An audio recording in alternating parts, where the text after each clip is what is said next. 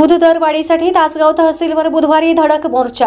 दूध उत्पादक संघर्ष समितीच्या वतीने आयोजन। शेकडो गाई म्हैशी धडकणार तहसीलवर।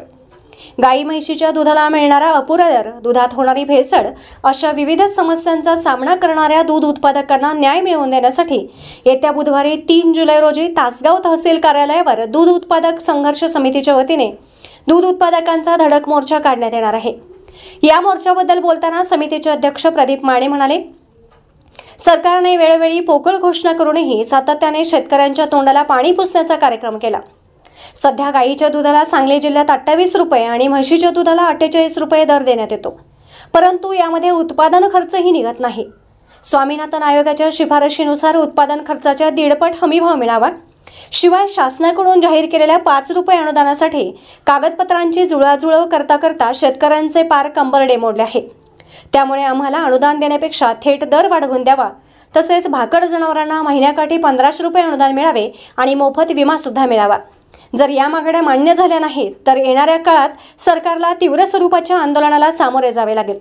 या प्रसंगी समितीचे अध्यक्ष प्रदीप माने पाटील, पूरन मलमे, विशाल शिंदे, बाहुबली पाटील, सम्मेद पाटील, रमाकांत पाटील, अमित पाटील, अरुण यादव, प्रशांत महाडिक इत्यादी सदस्य उपस्थित होते। महाराष्ट्र मराठी न्यूज, तासगाव। प्रदीप माने पाटील, दूध उत्पादक संघर्ष समितीच्या वतीने तासगाव तहसीलदार कार्यालयावरती आपण प्रचंड असा मोठा मोर्चा काढतोय आणि आपल्या मागण्या आहेत।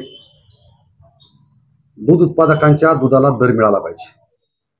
3.5 फॅट आणि 8.5 SNF साठी 40 रुपये गाईला दर मिळावा। म्हशीला 6 फॅटसाठी व 9 SNF साठी 60 रुपये दर मिळावा। त्याचबरोबर दुधातील भेसळ थांबावी, कारण भेसळीमुळे दुधाचे दर पडलेले आहेत।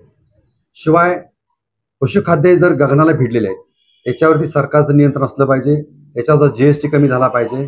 त्याचबरोबर पशुधनाला मोफत विमा संरक्षण मिळालं पाहिजे। शिवाय भाकड जनावरांना 1500 रुपये प्रतिमाह खर्च मिळाला पाहिजे, अनुदान मिळालं पाहिजे। त्याचबरोबर सरकारनं आता जे 5 रुपये अनुदान दिलेलं आहे, हे अनुदान न देता आम्हाला थेट 40 रुपये गाईला दर मिळावा, अशी आमची माफक मागणी आहे। याचबरोबर शेतकऱ्यांसाठी काबाड कष्ट करून उभा केलेला हा दूध व्यवसाय आज मोडीत निघालेला आहे।